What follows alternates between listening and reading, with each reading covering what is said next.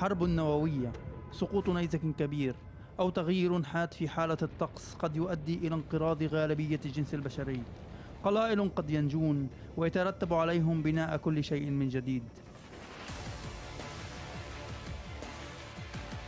قبو سافلبرد العالمي للبذور والذي يتواجد شمال النرويج وبجانب القطب الشمالي هو أحد وسائل بناء الحياة الجديدة. يحوي القبو المبني في عمق ما يزيد عن 500 قدم تحت الأرض على أكثر من 860 ألف نوع من البذور المجمدة بدرجة 18 تحت الصفر سيلزيوس. الثلوج التي تحيط المكان كفيلة بأن تحافظ على هذه النباتات مجمدة حتى إن توقف نظام التبريد عن العمل. مؤخرا ومع اقتراب فصل الصيف وارتفاع معدل درجات الحرارة وبالتالي ذوبان الثلوج، دخلت ترسبات مائية إلى القبو، إلى أنها لم تتلف البذور لكنها تشكل خطرا كبيرا على البذور، ويتحتم على الحكومة النرويجية القيام بالعديد من الخطوات من أجل الحفاظ على سلامة البذور. للاحتباس الحراري وللتغيير الحاد في حالة الطقس تأثيرات كبيرة، فقد يؤدي إلى حدوث كوارث طبيعية، فقدان بعض المحاصيل، حرائق وفيضانات في الآن ذاته، غرق للمدن الساحلية، انتشار للأمراض المعدية، وانقراض للكائنات الحية. تأثير على حياة كل منا، وإذا صح القول على بقائنا جميعا.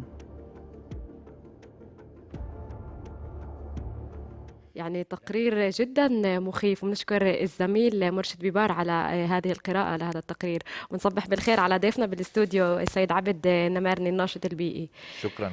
يعني احنا خصصنا هالفقرة للتحدث عن كل ظاهرة الاحتباس الحراري، يعني ظاهرة اللي هي بتهدد وجودنا كبشر في هذا الكوكب.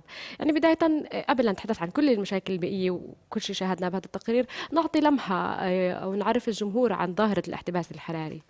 أول شيء بشكرك وبشكر جميع الطاقم والمشاهدين. ظاهرة الاحتباس الحقيقي ظاهرة مقلقة اليوم على مستوى العالم، على مستوى الدول اللي ماخذة على حالها مسؤولية كبيرة في اكتشاف وفي متابعة هذه الظاهرة.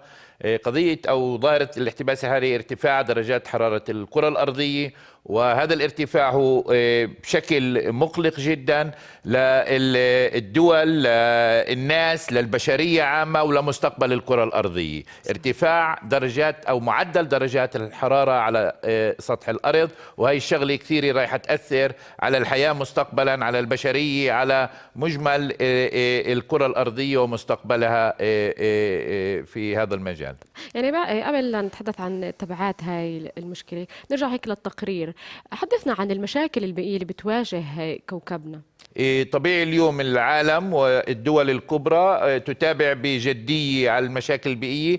القضية الأساسية هي قضية التلوث اللي بيحصل على الكرة الأرضية، خاصة من الدول الكبرى، الدول الصناعية. وهي المشكلة متابعة بشكل مهني اليوم، وعلى أساس هيك اليوم في تفاعل عالمي بين كل دول العالم على كيف نخفف من قضية التلوث اللي هي بتشكل مشكلة وخطر على الكرة الأرضية. خاصة أنا بحكي هنا على الدول الصناعية الكبيرة اللي هي ماخذة جانب كبير من هذا التلوث، واللي لها دور في الخراب اللي عمال بيحصل عنا على الكرة الأرضية وعلى مستقبل الكوكب اللي احنا عايشين عليه. وتحديدا في ظاهرة الاحتباس الحراري في عدة أسباب، في منها الأسباب اللي بتعود للتغييرات المناخية، وفي الأسباب اللي بتعود لتغييرات اللي بيصنعها الإنسان. تعال نتحدث عن الشقين من الأسباب. بعتقد الأساس هو اللي بيحصل عنا هنا، هو الخراب اللي عمال بيحصل عنا على الكرة الأرضية هو بالأساس من الإنسان. يعني إذا بنرجع لورا تاريخيا ما كان عندنا هنالك خطر على الكرة الأرضية ما قبل الثورة الصناعية. الخطر بدأ بعد الثورة الصناعية، والتفاعل اللي حصل بهذا المجال. قضية الصناعة هي القضية الأساسية، والتلوث اللي بيطلع منها بيد الإنسان هي السبب الأساسي اللي عمال بيهدد وبخطر مستقبل الكرة الأرضية. يعني واضح أنه أصبح الجماهير أصبحت مدركة لكل هذه المشاكل والمخاطر البيئية.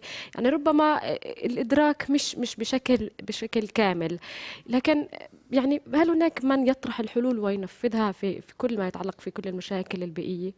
طبيعي الدول، معظم الدول في العالم، وخاصة أنا بحكي على الدول الكبرى والدول الصناعية، أدركت أن هنالك خلال عشرات السنوات القادمة الكرة الأرضية مقبلة على خطر، مقبلة على كارثة بيئية على مستقبل هذا الكوكب. ولذلك بدأ تحرك عالمي بين دول العالم في كثير من المجالات. أعتقد التحرك الأول في عقد المؤتمرات العالمية الدولية على مستوى كل دول العالم، على مستوى رؤساء العالم اللي بياخذوا مسؤولية، وتوقيع معاهدات بين الدول التي تحضر هذه المؤتمرات، من مؤتمر كيوتو، معاهدة كيوتو في اليابان، إلى دي جانيرو، إلى كوبنهاجن، باريس، وآخر مؤتمر انعقد على مستوى دول العالم اللي كان في المغرب في هذه السنة. أعتقد أيضا عندنا في بلادنا هنالك تفاعل كبير على مستوى المؤسسات، على المؤسسات الرسمية، أنا بحكي الوزارات والحكومة، وأخذت خطوات كثيرة في عملية العمل على التقليل من التلوث حتى في بلادنا. وهنالك متابعة كبيرة أيضا من المؤسسات البيئية على قضية أنه أيضا في بلادنا تكون جزء من هذا الحراك العالمي في التقليل من التلوث. وهنالك نقاش كبير أيضا بين الدول الكبرى على نسب التلوث بين هذه الدول، وعلى كيفية أيضا مجابهة هذه المشكلة الكبيرة اللي بتحدث عندنا اليوم على الكرة الأرضية. بعد ما تحدثنا عن أسباب الاحتباس الحراري، شو النتائج اللي بتصير من بعد ظاهرة الاحتباس الحراري؟ شو التأثيرات اللي بتأثر بشكل مباشر على الكوكب؟ طبيعي هنالك تأثيرات كثيرة على مستوى التغيرات المناخية اللي راح تحصل على، وشاهدنا يعني نشاهد ايضا في السنوات الاخيره يعني الجلوبال وورمينج. طبيعي سنه 2016، احنا اليوم في سنه 2000، منذ 140 سنه لم تحصل سنه بهذا المعدل لدرجه الحراره، وهذا امر مقلق. هنالك تغيرات مناخيه ايضا على مستوى الكره الارضيه، من فيضانات، من حرائق موجوده عندنا، موجوده في بعض المناطق، عندنا المناطق الاستوائيه، الفيضانات، الاعاصير أيضا اللي موجود اليوم تحدث. وهذه الظواهر المناخية لم تكن ما قبل، كل ذلك نتيجة التغيرات المناخية. صحيح. اللي بتحصل عنا على الكرة الأرضية. صحيح. يعني بعد ما تحدثنا عن كل هذه الظاهرة، شو الحلول؟ بتشاركوا في مؤتمرات عالمية وفي حراك يعني في كل العالم في كل ما يتعلق المشاكل البيئية، شو الحلول المطروحة لكل قضية الجلوبال وورمينج يعني والاحتباس الحراري؟ أعتقد أنه على مستوى الدول هنالك تدويت للقيم جديدة بقضية المعاهدات التي وقعت بين كل الدول، وخاصة الدول الصناعية، الدول الملوثة. أنا أعطيك مثال، الولايات المتحدة اليوم هي أكبر ملوث موجود عندنا على في العالم، حوالي 25% من التلوث اللي بيحدث على الكرة الأرضية من الولايات المتحدة. دول الصين، الهند، دول أيضا الأوروبية، الاتحاد الأوروبي، كل هذه الدول جامعة ذوتت أن هنالك قلق وهنالك مشكلة مقبلة عليها الكرة الأرضية. ولذلك هنالك معاهدات على التقليل بنسب معينة من الدول المختلفة، وخاصة الدول الصناعية. هذه الدول ذوتت، وأعتقد أنه بدأت إدراك أنه هنالك مشكلة حقيقية، ولذلك بدأ أيضا التقليل من التلوث. وحتى على مستوى بلادنا، عندنا هنا ببلادنا أيضا هنالك تدويت لقيم، وهنالك أمور جدية بتحصل عندنا في بلادنا على شكل رسمي وغير رسمي، مؤسسات رسمية في التقليل من التلوث. أعطيك أمثلة، مثلا عندنا في بلادنا اليوم كانت هنالك مجابهة أو على قضية إقامة محطة توليد كهرباء في منطقة أجدود، فهذا القرار لم ينفذ. ليش؟ لأنه محطة توليد الكهرباء بالفحم الحجري تلوث، ولذلك هنالك تحرك رسمي عندنا حتى في بلادنا على إنتاج طاقة بديلة صديقة للبيئة، والعمل على تذويت قيم جديدة ومشاريع بيئية حتى على مستوى الناس، ومستوى ليس فقط على مستوى الرسمي، لا على مستوى أيضا الناس، في تذويت قيم بيئية على كل الناس بما فيها الحركات اللي بدنا نشوفها عندنا في البلاد. صحيح. سيد عابد، كل ما يتعلق في مواضيع البيئة ومشاكل البيئة بحاجة لوعي، وبحاجة لزيادة الوعي لدى أبناء الشعوب عشان يحافظوا، لأنه بالآخر إحنا كمان أحد المسببات الرئيسية لزيادة هاي المشاكل البيئية اللي هي بالآخر يعني بتهدد وجود كل أبناء البشرية بهذا الكوكب. فكيف ممكن نزيد الوعي، وخاصة لأبناء مجتمعنا هون في الداخل؟ شو الآليات اللي بتستخدموها، طرق زيادة الوعي عشان نوعي أكثر الناس؟ هنالك أعتقد قضية موضوع الاستدامة الكيموت هي مهمة جدا على مستوى الأفراد. أنا بحكي هنا على مستوى الناس في قضية أن نبدأ في تدوير قيم بيئية ونجد الصيغة اللي كيف نتعامل بحياتنا اليومية مع ذلك. قضية استخدام الكهرباء والترشيد في حياتنا اليومية. قضية استخدام الكهرباء مثلا، كل ما قللنا من استخدام الكهرباء كل ما قللنا أيضا تلوث في محطات توليد الكهرباء. ذلك أمر مهم، لذلك هي مهمة جدا. وهنالك عملية ترشيد تحصل أيضا على هذا المستوى. قضية عدم الحرائق الخاصة في الحيز العام اللي موجود عندنا في مجتمعنا. الحرائق أيضا مسبب كبير في قضية التلوث وقضية المشكلة اللي احنا بنحكي عليها على مجمل الكرة الأرضية، مع انها نسبتها ضئيلة مع الصناعة القوية، لكن ايضا على مستوى الأولاد عدم حرق الحرائق، الترشيد في استخدام الكهرباء، الترشيد في استخدام المياه ايضا، لانه مقبلين ايضا على مشكلة بقضية الاحتباس الحراري، مشكلة المياه، النقص في المياه. ولذلك ايضا الترشيد في استخدام المياه، الكهرباء، عدم الحرائق، وتقييم قيم بيئية، أن نشعر أن هذا الكوكب الذي نعيش عليه هو جزء من بيتنا، البيت الكبير الذي يجب أن نحافظ عليه. صحيح.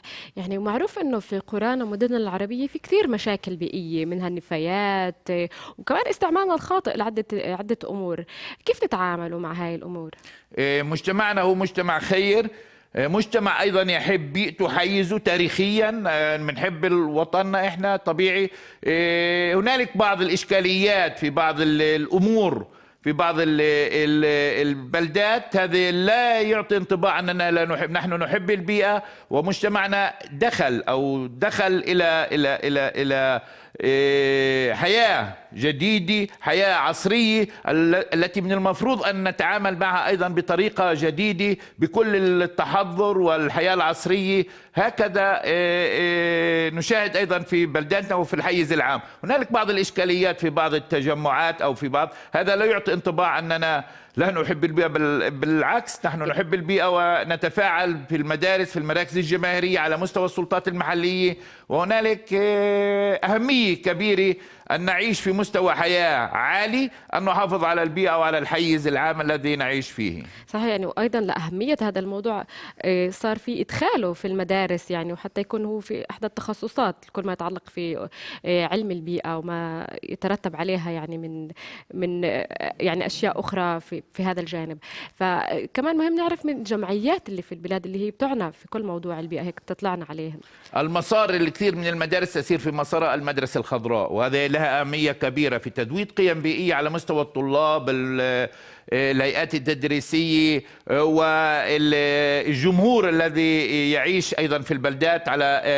على ذلك هنالك مشاريع عديدة في المدارس بتدويد، في مشاريع تدويد قيم بيئية، في مشاريع جماهيرية بين المدرسة والمجتمع، وهذا أمر مهم.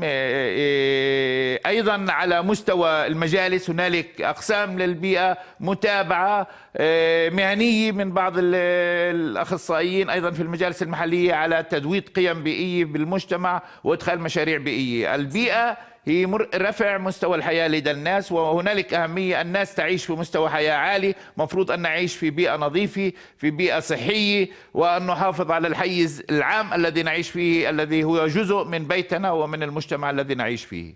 صحيح. يعني هيك سيد عبد نمارني في النشط البيئي، في نهاية هذا اللقاء نسمع منك نصائح لكل المشاهدين، يعني تعطينا هيك نصائح صغيرة للمحافظة أكثر على بيئتنا، ويعني أخذ بعين الاعتبار كل التفاصيل الصغيرة اللي بتؤدي لربما المشاكل الكبرى هيك اللي نحد منها. أنا أعتقد البيئة قضية تدويد قيم جديدة، تربية هامة، أن نعيش في مستوى حياة عالي، أن نحافظ على البيئة وعلى الحيز الذي نعيش، أن نحس أيضا أن الحيز العام حول بلداتنا هي جزء من بيتنا، لأننا نعيش في هذه البلاد وفي هذا الحيز. أعتقد على مستوى الأفراد أن نبدأ بترشيد أنفسنا أيضا في كثير من القضايا التي نحس فيها أن نحافظ أيضا على الكرة الأرضية، في استهلاك المياه، في استخدام الكهرباء، في عدم الحرائق، وفي المحافظة العامة أيضا على حياتنا وعلى الحيز الذي نعيش، لأنه الكوكب السيار الكرة الأرضية هي جزء من بيتنا في المحافظة عليه، وأن نعطي إمكانية وأمل للأجيال القادمة للبشرية أننا أن نحافظ على هذا الكوكب وعلى الكرة الأرضية بشكل عام. شكرا لك، شكرا على تواجدك وعلى هيك تزويدك في هاي المعلومات في كل ما يتعلق في مشكلة الاحتباس الحراري والمشاكل البيئية عامة. أشكرك وأشكر جميع المشاهدين. شكرا لك.